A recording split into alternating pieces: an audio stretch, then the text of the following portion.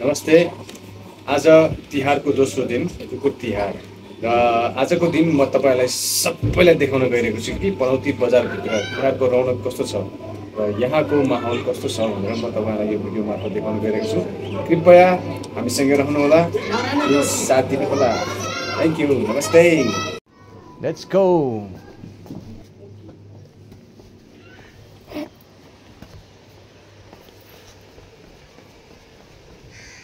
हामी चाहिँ हाम्रो यो क्याफे अगाछेबाट चाहिँ हाम्रो छोटो दूरीको यात्रा यो पनौती बजार वरिपरि के भएको छ र कस्तो माहौल छ यो तिहारको भनेर हामी तपाईँलाई देखाउन गइरहेका छौँ। अहिले मैले मेरो साइकललाई चाहिँ लक गरेर राखेको छु र म यो साइकलको लक सर्लक्क खोलेर,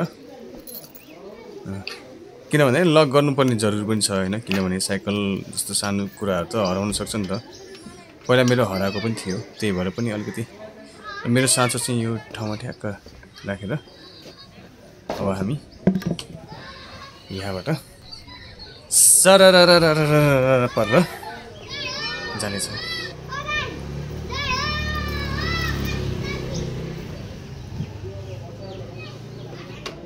र हाम्रो यो पार्टीमा चाहिँ केही बच्चाहरू खेल्दैछन्। तिहारको रौनकले गर्दा पनि पनौतीमा चाहिँ अलिक बढी चहल पहल देखिन्छ होइन। यो अहिले भर्खर मेरो साइकलको यो चाहिँ मैले दराजबाट यो मोबाइल होल्डर यो मोबाइल चेस्ट मोबाइल होल्डर, यो चाहिँ छातीमा मोबाइल झुन्ड्याउनको लागि काम लाग्ने, यो चाहिँ युज गरेर राखेको छु। तपाईँहरूलाई यदि हाम्रो भिडियो यो मन परेको छ भने कृपया हाम्रो भिडियोलाई चाहिँ लाइक, कमेन्ट, सेयर अनि हाम्रो यो च्यानल क्याफे अगाछेलाई चाहिँ सब्सक्राइब गर्न सक्नुहुनेछ।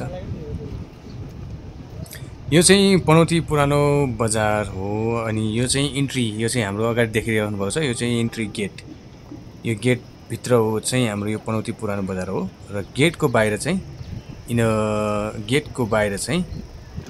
नयाँ बजार अथवा यो बस पार्कको एरिया भनेर हामीले मान्नुपर्ने हुन्छ। र यहाँ चाहिँ यो चाडबाडको माहौलमा चाहिँ अलि यो रङ्गी बिरङ्गी कलरहरू वरिपरि चाहिँ फलफुलहरू बेचिरहेको हामीले देख्न सकिन्छौँ। र साथै मानिसहरूको भिड चाहिँ अलिकति कमै जस्तो देखिन्छ यसपालि चाहिँ पहिलाको तुलनामा। सायद धेरै मान्छेहरू चाहिँ हिजो अस्ति नै गाउँतिर फर्किसकेको होला नि सायद है।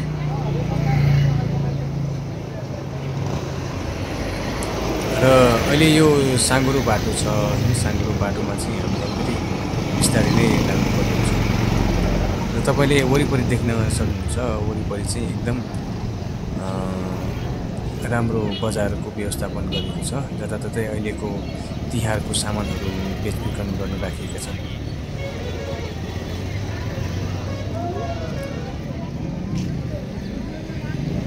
र यतातिर पनि फलफुलहरू, तिहारको सामानहरू बेच्दैछन्।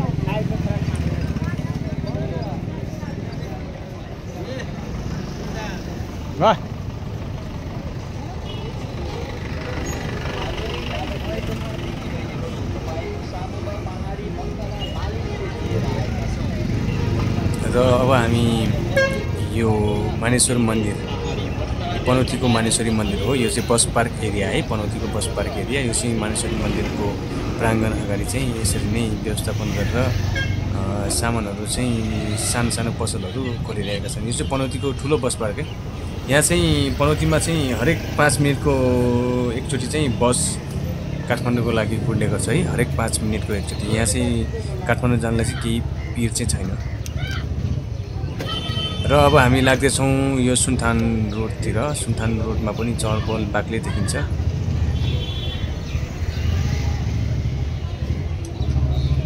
सुनथान रोड अनि चहल पहल चाहिँ बाक्लै देखिन्छ होइन, तर पहिलाको तुलनामा चाहिँ अलिकति कमै जस्तो देखिन्छ।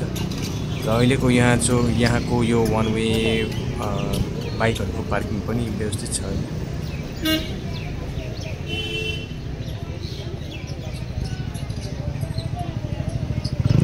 मलाई चाहिँ यो चहल पहल ठिकै जस्तो लाग्यो, किन भन्दाखेरि अहिलेको आम मानिसहरू र आम नेपाली जनताहरूको आफ्ना आफ्नै हिसाबले चाडपर्व मनाउने गरेका छन्। धेरै खर्च गरेर चाडपर्व मनाउनु पनि राम्रो त होइन सायद होइन, तर भए पनि अब ठिक्क खर्च गर्नु त्यो नै उत्तम जस्तो लाग्छ। किनकि अहिलेको यो महँगाइले गर्दाखेरि धेरै मान्छेहरूको आर्थिक रूपमा धेरै कमजोर पनि देखिन्छ अहिलेको यो नेपालको परिस्थिति हेर्दाखेरि। र सायद हुनसक्छ अस्ति भर्खर दसैँ पनि सकेको थियो, त्यसले गर्दा पनि मान्छेहरूको खर्च गर्ने अलिक कम भएको होला सायद, 2-4 दिन अगाडि नै सबै किनेर लगिसकेको होलान्। र अब हामी यहाँबाट बिस्तारै हेर्दै गइरहेका छौँ र सायद अब हामी यहाँबाट अब सुनथानको रोड यही हो होइन, यहाँबाट अब हामी यता कुसादेवी जाने रोडतिर अब लाग्दैछौँ।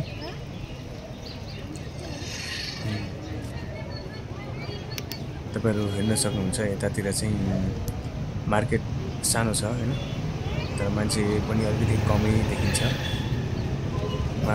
मार्केट सानो भएको हिसाबले पनि अलिकति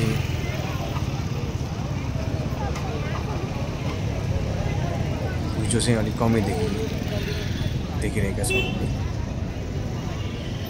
र यो चाहिँ बस पार्क है, फेरि भन्न चाहन्छु यो चाहिँ हाम्रो पनौतीको बस पार्क। यो चाहिँ पनौतीको बस पार्क। तपाईँको राइट साइडमा चाहिँ काठमाडौँ, अब लेफ्ट साइडमा चाहिँ तपाईँको खोपासी टुङकर्क, अनि यहाँबाट सिधै जानुभयो भने तपाईँ चाहिँ कुसादेवीतिर पुग्न सक्नुहुन्छ। यहाँबाट सिधै जानुभयो भने यतातिर पनि खासै घुइँचो भएको महसुस चाहिँ मैले गरिनँ है।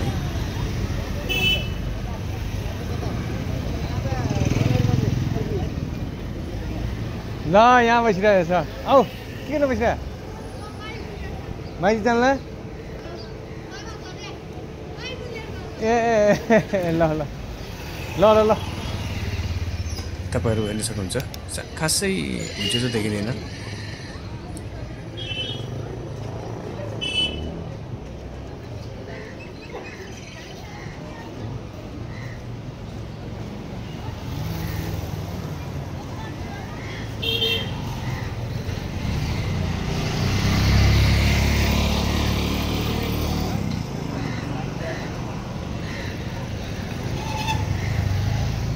अहिले भर्खर एउटा सानो बहिनी भेटेको थिएँ जो चाहिँ आफ्नो माइजूलाई चाहिँ आमा घरमा पुर्याउन जान लागेको रहेछ। र यो चाहिँ कुसादेवीको रोड है, यो चाहिँ तपाईँहरू यहाँबाट जानुभयो भने कुसादेवी पुग्न सक्नुहुन्छ यतातिरबाट चाहिँ। अब यहाँतिर पनि त्यस्तो घुइँचो चाहिँ त्यस्तो बाक्लो चाहिँ देखिनँ मैले। अब यहाँबाट फर्क्यौँ। यसपालिको तिहारमा यहाँ बजार राख्नेहरूले चाहिँ अब ठुलै उद्देश्य लिएर सानो पसलहरू खोलेको थियो होला सायद होइन, तर आफूले सोचेको जस्तो व्यापार होला जस्तो लागेको चाहिँ मैले देखिनँ है। मान्छे त घुइँचो त हुनुपर्ने हो मेरो विचारमा।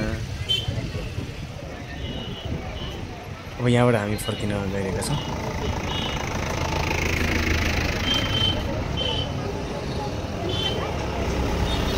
तर पनौती बस पार्क व्यवस्थापन चाहिँ अलिकति खिचौलो नै छ है, धेरै कमजोरै छ। किन भन्दाखेरि अब गाडी चाहिँ थुप्रै छ होइन, ठाउँ त्यो अनुसारको ठुलो छैन, जसले गर्दाखेरि चाहिँ ट्राफिक जाम चाहिँ अत्याचारले हुने गर्छ यहाँ चाहिँ। अनि बाटो साँघुरो भएको हुनाले पनि अलिकति गाह्रै मुस्किलै पर्छ।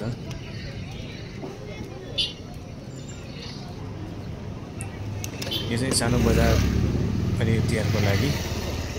अब हामी यहाँबाट चाहिँ फेरि पुनः क्याफेतिर लाग्नेछौँ र तपाईँहरूलाई सायद यो हाम्रो यो भिडियो रमाइलो लागेको छ होला। यदि तपाईँहरू हेर्दै हुनुहुन्छ भने कृपया हामीलाई लाइक गर्न चाहिँ नबिर्सिनु होला है।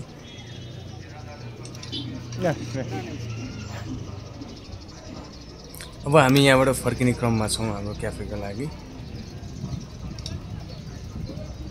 ओ माई गड तर यतातिर छ लङ्गर बुर्जा खेल्दैछ त लङ्गर बुर्जा गएर एकचोटि हामी पनि खेल्ने हो कि है मान्छे यहाँ लङ्गर बुर्जा खेलेको हुन्देखि होइन र यहाँ चाहिँ हामीले देख्न सकिन्छ लङ्गर बुर्जा खेल्दैछन्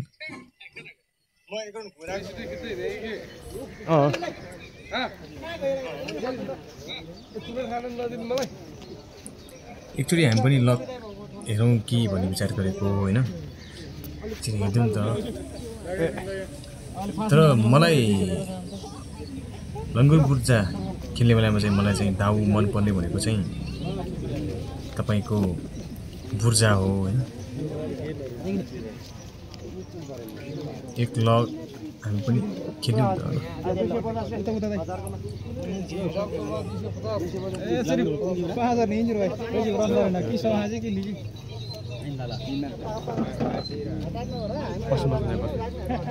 तपाईहरुलाई यो भिडियो कस्तो लागेको छ कृपया प्रतिक्रिया पनि दिनु होला है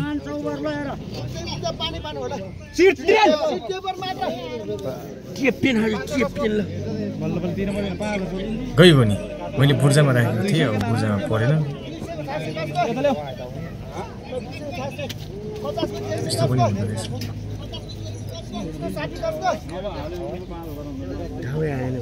अब एकलट फेरि म बुर्जामै 100 रुपैयाँ राख्न गएको छु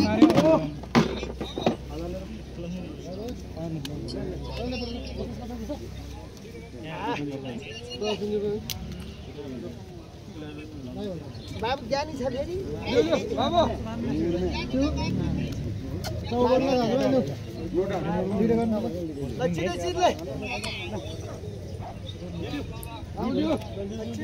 बाबु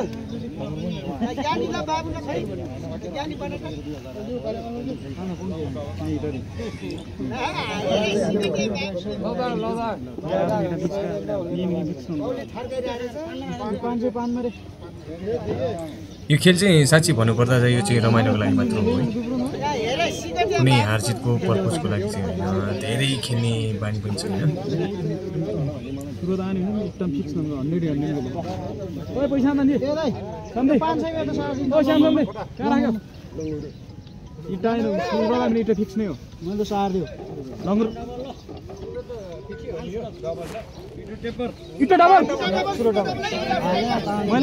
तेरिका फेरि परेन ल बुर्जाको 100 रुपैयाँ पनि फेरि गयो यस्तो पनि खेल्छ अब त भाग्नु पर्ला है भाग्नु पर्ला खेल्दैन म त खेल्दैन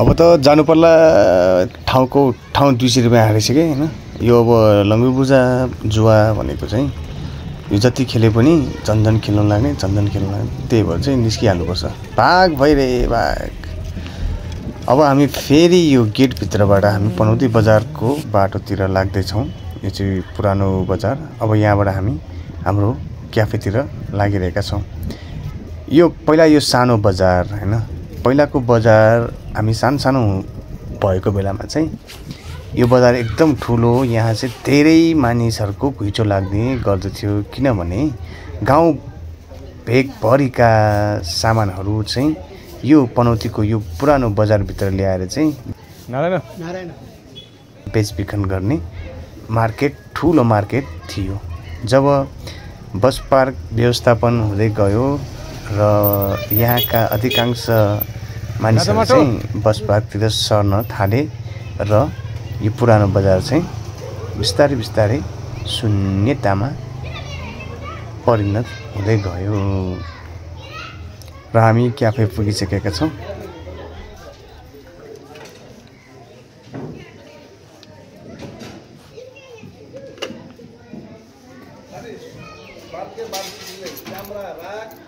₹250 फुट लङ्गर बुर्जा ट्याउ 50 100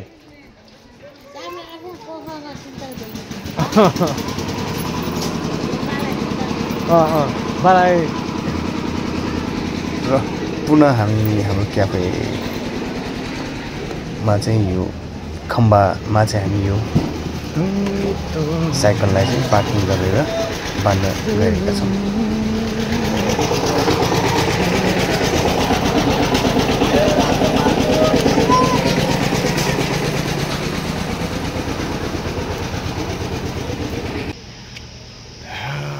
फेरि आइपुग्यो हाम्रो क्याफेमा।